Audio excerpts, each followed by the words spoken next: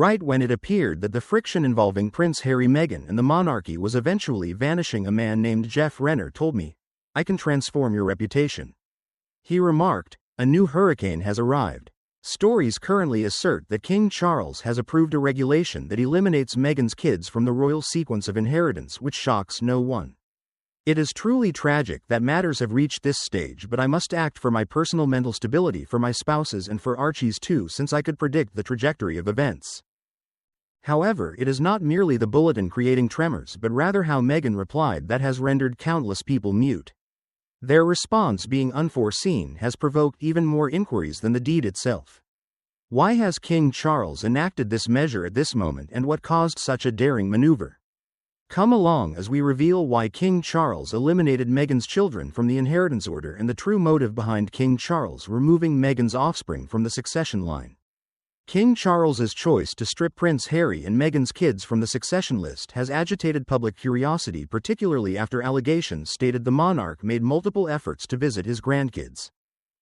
I believe much of that context disappears within what becomes incredibly dehumanizing when observing the clickbait environment. According to a royal source, those attempts were refused by Meghan, who allegedly still believes the monarchy has not handled them justly. Both Harry and Meghan are rumored to be distressed by the action. The declaration arrived as a shock not only to the pair but also to numerous people who thought the breach between the duo and the institution was starting to mend. Yet within this strained climate, one query persistently arises, asking if King Charles can truly delete Meghan's children from the sequence of inheritance. The concept appears bizarre, and many question if any sovereign possesses such authority. Remain with us as we are poised to disclose what many remained unaware of regarding UK royal inheritance. To comprehend if a king can merely erase a person from the succession order, it is useful to review how the royal lineage actually formed initially. The ancient English crown was not constructed upon inscribed statutes. It originated from custom familial connections and whichever agreement maintained the realm's balance during that era. Monarchs were succeeded by their nearest kin, and the populace agreed since it prevented anarchy. In those days, the notion of a sovereign personally selecting who remained or departed the list was never even debated. Inheritance functioned because it adhered to ancestry rather than individual commands. As centuries elapsed, England underwent political struggles that compelled Parliament to intervene and establish more distinct regulations. What began as a hereditary custom slowly evolved into an arrangement monitored strictly by legislators. Parliament desired steadiness, particularly following decades of friction regarding faith and dominance. That strain drove the nation towards inscribed statutes that officially managed who could receive the diadem. This gradual transition astonished numerous individuals of that era, since it altered how they perceived royal power. What formerly seemed like an innate family sequence was now transforming into a judicial concern. One of the most significant pivot points occurred in 1689 via the Bill of Rights.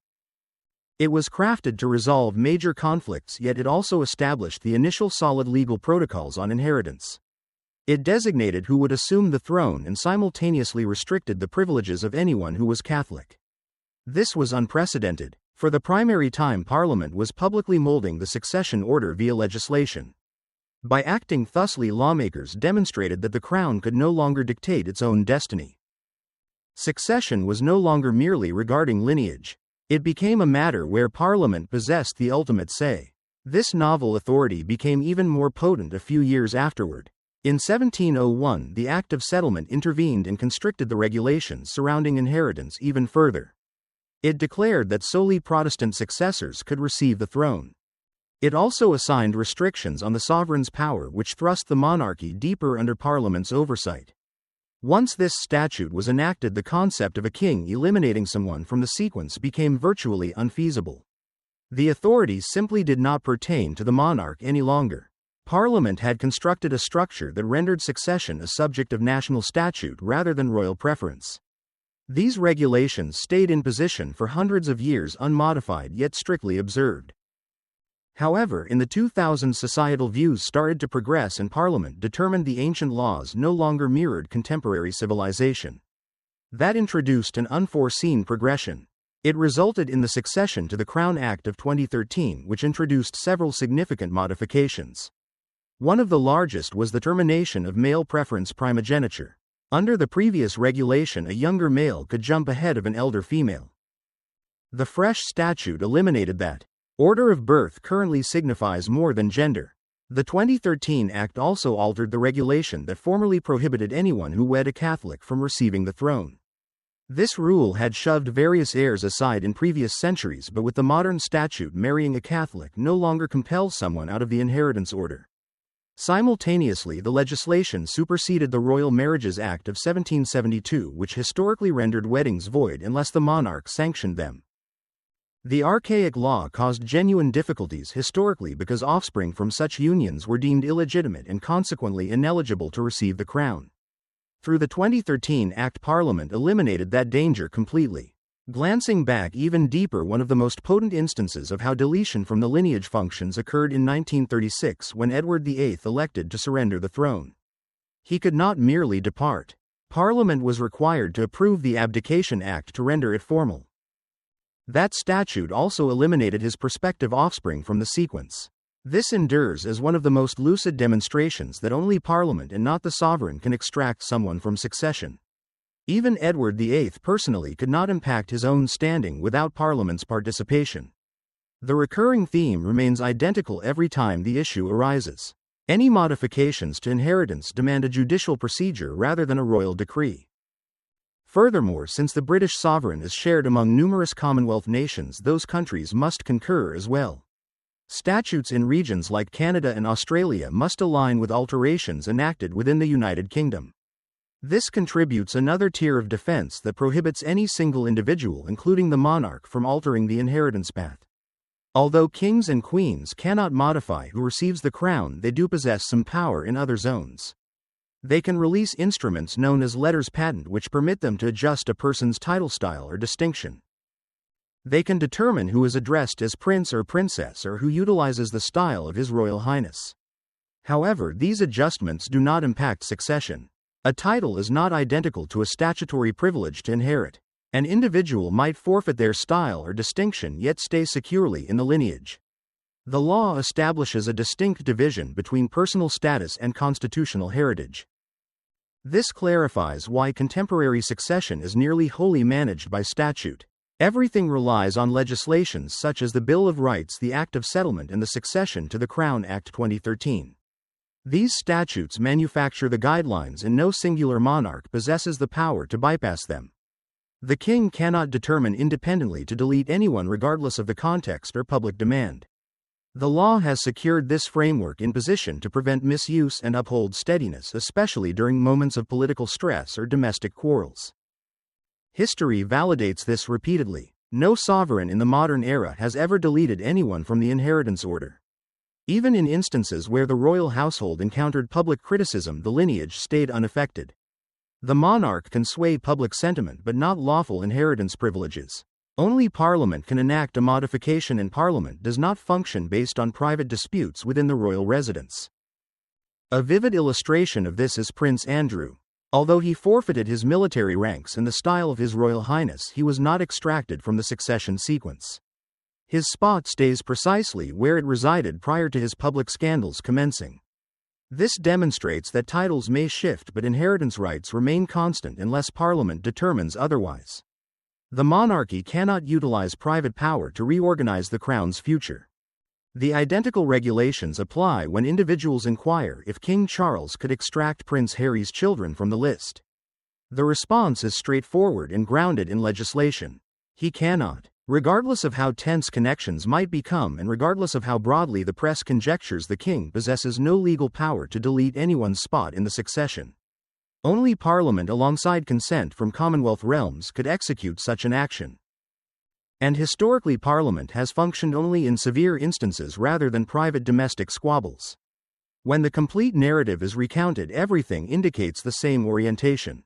The monarchy may appear as a potent organization, but its destiny is managed by law, not private desire. The inheritance sequence is defended by centuries of verdicts crafted to inhibit instability or abrupt alterations fueled by private feuds. A king can alter how a person is greeted. He can restrict their public obligations. He can strip their titles. But what he fails to do is eliminate their lawful privilege to receive the crown.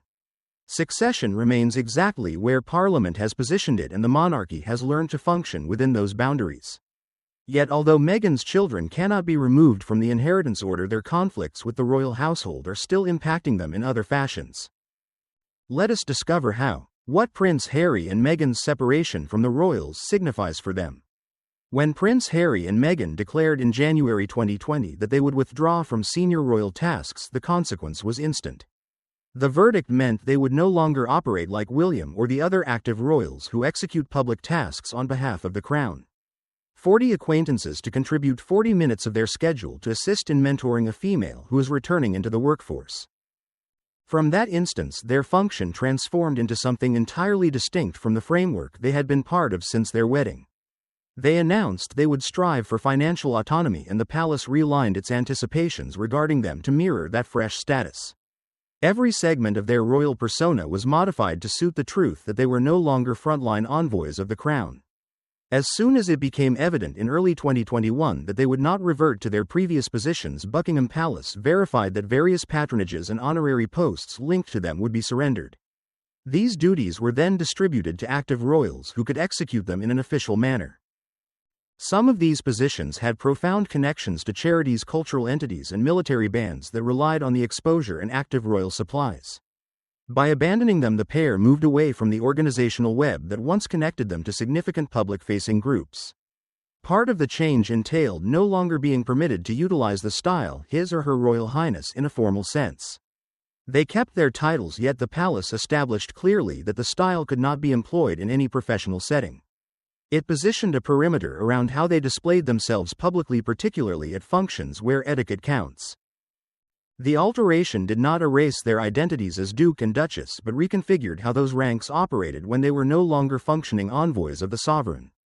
Financially, withdrawing altered everything. They no longer accepted aid from the sovereign grant or capital through the Duchy of Cornwall for public tasks. Historically, Harry's royal labor had been financed through these avenues.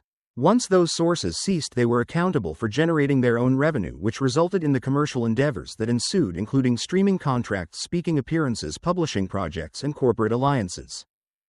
However, that is not everything. Safety became one of the largest pivot points in Prince Harry and Meghan's departure from royal existence. And it did not merely occur overnight. The matter commenced back in 2020 when the pair formally resigned as senior active royals and relocated to the United States. With that verdict, they presumably forfeited the taxpayer-funded security defense that accompanies being active participants of the royal household. Initially, many presumed they would quietly establish their own plans, but the issue rapidly became intricate, particularly when Harry returned to the UK. Prince Harry contended that even as a non-active royal, he and his kin still encountered severe safety risks. He stated he proposed to fund police defense while in the UK, yet the Home Office refused that appeal. In reply, Harry initiated legal proceedings not merely once but multiple times. The initial major legal dispute contested the verdict to refuse him automatic police defense when visiting. He desired a judicial examination of how those verdicts were reached.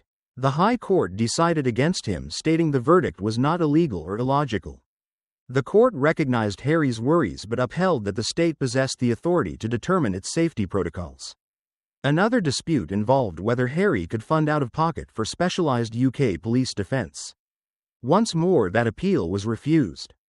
Authorities contended that public police agents are not available for rent even if an individual is prepared to pay.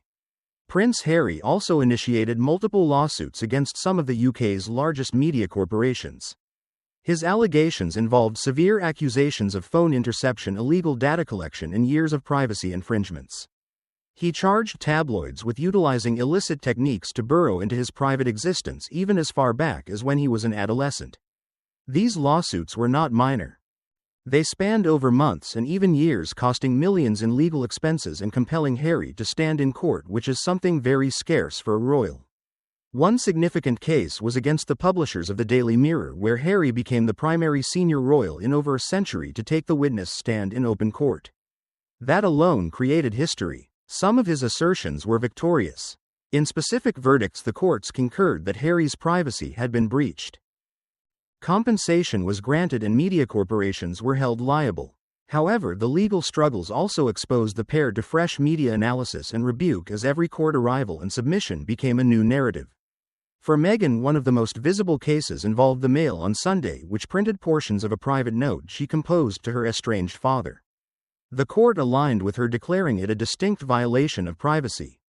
These lawsuits signified a sharp departure from the royal family's customary method of managing the press. Meanwhile, honorary military posts that once linked Harry to ceremonial functions within the armed forces were returned when Prince Harry and Meghan Markle withdrew from their positions as senior active members of the British royal family. One of the most discussed alterations involved Harry's tie to the military. For years, he had possessed honorary military appointments that linked him to ceremonial duties within the armed forces. These functions were more than labels. They involved representing regiments and acting as a symbolic bridge between the monarchy and Britain's military establishments. But as part of the shift out of formal royal tasks, those honorary posts were officially returned to the Crown and reallocated to other active members of the royal family. However, this did not delete Harry's actual military service, since the decade he spent in uniform and his active deployments stay part of his personal chronicle. All these events occurred because Harry and Meghan moved away from royal life. But the major query persists regarding what truly provoked the quarrel between Harry and the royal household. Keep watching. The narrative we are poised to recount will astonish you. The actual reason Prince Harry quit the royal family. Long prior to the wedding preparations commencing, there were already hesitations inside the royal residence regarding Harry's connection with Meghan. Senior figures had spent decades observing royal marriages develop under rigid customs, and they witnessed how rapidly this connection had transitioned from introductions to serious devotion. The worries were not expressed through theatrical protests but through the recognizable prudence that often influenced internal conversations about new partners joining the family. Meghan possessed a professional history in entertainment and had been previously wed and had resided most of her life outside the spheres that usually encompassed the royals. These specifics made the institution vigilant in a manner that signaled early reluctance. As soon as Meghan became publicly recognized as Harry's partner, the media focus escalated instantly. Royal consultants observed how rapidly the news cycle pivoted toward her, particularly since she was already known to the populace. They predicted that her exposure would induce a different variety of reporting than what the family was accustomed to handling. That forecast proved correct when tabloids started dissecting every segment of her history. Some of the initial difficulties commenced with the manner the press reported on Meghan. Many of the first reports contained racial undertones that had not been employed against prior royal partners. This alteration was spotted rapidly, and it became one of the initial warning signals that the dynamic between Meghan and the institution would not be standard. Harry responded with rare swiftness. He issued a public declaration requesting the press to cease the racial and sexist reporting. For a royal, particularly someone not yet wed, doing this so prematurely was almost unprecedented. The issue was that while Harry viewed the circumstance as critical, the palace replied with its customary sluggish traditional procedure. This discrepancy in reaction generated the initial fissure between Harry and the sovereign. Once Meghan officially entered the royal family, the internal difficulties began to become sharper. Reports subsequently disclosed disagreements between Meghan and certain palace staff. Employees stated her standards were elevated. Meghan believed she was requesting standard responsibility. Internal grievances were lodged, and particulars of those grievances reached the press. This was the instant the conflict expanded. But that was merely the commencement. Even more drama unraveled subsequently. Matters deteriorated before the wedding. Meghan's father began conducting interviews and distributing private communications. A man named Jeffrey who spoke to me and said, "I can transform your reputation." He stated his deeds generated headlines the palace could not manage, and each day produced a new difficulty.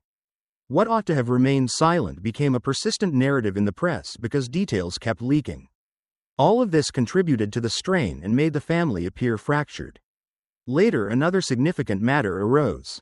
Meghan and Harry stated that someone in the family had posed inquiries about how dark their son Archie's complexion might be. This altered everything. It shifted the conflict from a simple difficulty with the press to a severe charge of racism inside the family. It also demonstrated how isolated the couple felt because they believed the palace ought to have intervened to halt the unjust treatment long before matters reached this tier. In the conclusion, the conflict occurred because Harry and Meghan felt undefended and subjected to unjust handling. Given all of these matters, many have long theorized that Harry might one day forfeit his royal titles. But can a prince actually be stripped of his titles over family strife? The response might astonish you. Stay tuned. What will cause Harry to lose his royal title? Under the British royal framework, titles are not simple names. They mirror status, duty, and legacy. A prince is frequently a direct offspring of the monarch, usually a son or grandson. The title demonstrates both lineage and seniority in the royal family. A duke, on the other hand, is a noble tier that can be bestowed to royals or non-royals. While all dukes are nobles, not all are royal. Royal dukedoms like Duke of Sussex are typically granted by the monarch to male descendants on special events such as marriage. HRH stands for His or Her Royal Highness. It is a style that adds further standing and privileges, often signaling that the person is an active working royal. This style is utilized before a title like HRH Prince William.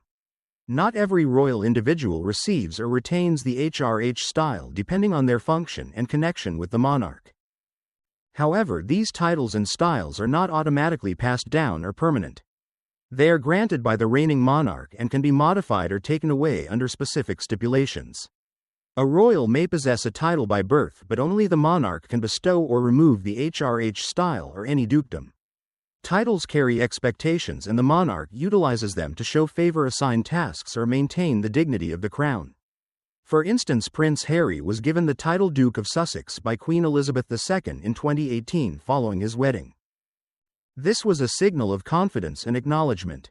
However, the authority to remove that same title resides with the monarch, or in some instances with Parliament if the situation demands legal support. Also, there is a massive difference between stepping back from royal tasks and abdicating a royal function. Prince Harry and Meghan Markle, for example, withdrew from their official tasks in early 2020. They did not renounce their titles or depart the royal family by blood. They simply elected not to represent the crown publicly. This was a voluntary choice agreed upon with Queen Elizabeth II. On the other hand, abdicating is a formal and irreversible deed, like what King Edward VIII did in 1936. He surrendered the throne entirely and was no longer king. Abdication is rare and carries far more repercussions, including alterations to succession. Stepping back may involve reduced visibility or duties, but abdication removes one's position completely. The case of King Edward demonstrates how serious abdication can be. He was the eldest son of King George V and became king in January 1936. But by December of that same year, he surrendered the crown to Mary Wallace Simpson, an American divorcee. The British government and church resisted the marriage, and Edward chose affection over duty. After his abdication, he was given the title Duke of Windsor by his brother King George VI. However, Edward lost the title His Majesty and became a royal duke, no longer a sovereign. It did not conclude here. There is more to the narrative. Wallace, though wedded to a former king, was never granted the style Her Royal Highness. This was a calculated decision by the royal family to establish boundaries on their standing. Another illustration involves Princess Diana. After her divorce from Prince Charles in 1996, she lost the Her Royal Highness style. She became Diana, Princess of Wales, but was no longer Her Royal Highness. The decision came from Queen Elizabeth and was supported by the terms of the divorce. While Diana remained the mother of future King Prince William and stayed popular with the public, she was no longer officially considered a working royal. Losing Her Royal Highness meant she had to curtsy to those who still possessed the style, including her former husband and even her sons in formal settings. But when it comes to who possesses the authority to grant or remove royal titles, the monarch is the central figure. Titles like Prince Duke and Her Royal Highness or His Royal Highness are part of the crown's gift. The monarch can grant these titles at their discretion. However, if the title is part of the peerage like a dukedom, removing it may require formal legal steps. Parliament may need to pass an act to legally strip someone of a peerage. The House of Lords has a limited function unless specific law is involved. So while the king has the personal and official power to give or take away royal titles and honors, removing peerage titles involves legal steps and must follow certain laws. An important law for this is the Titles Deprivation Act of 1917, passed during World War I. It allowed the British government to remove titles from those who had sided with enemy nations. Several members of the royal family who possessed German titles lost their British honours because they fought against Britain. One good example is the Duke of Albany and the Duke of Cumberland, who lost their peerages under this act. The law still exists today but has rarely been utilized since then. Title removal laws were meant for extreme cases like treason or aiding enemies in wartime. So far, no modern royal has lost titles for simply stepping back or facing scandal. But the law still permits it if national loyalty is in question. Here is the twist. In today's monarchy, no prince has been stripped of a title just for leaving public duties. Prince Harry still holds the Duke of Sussex title and is technically still a prince. He no longer uses His Royal Highness in official settings, but it was not taken. He chose not to use it with the Queen's agreement. Even Prince Andrew, after serious legal issues and public pressure, lost military roles and patronages but kept his Duke of York title. This shows stepping back does not automatically mean losing titles unless stronger action is taken. King Charles has the power to remove Harry's titles, but it comes with risk. Politically, it could split public opinion and look like harsh punishment. It might also worsen family tensions. Unless Harry crosses a more serious line, Charles may avoid that move. Do you think the king can remove Meghan's kids from the line of succession? Share your thoughts in the comments below. Don't forget to like and subscribe to our channel. Also click on the next video on your screen. You will not want to miss it.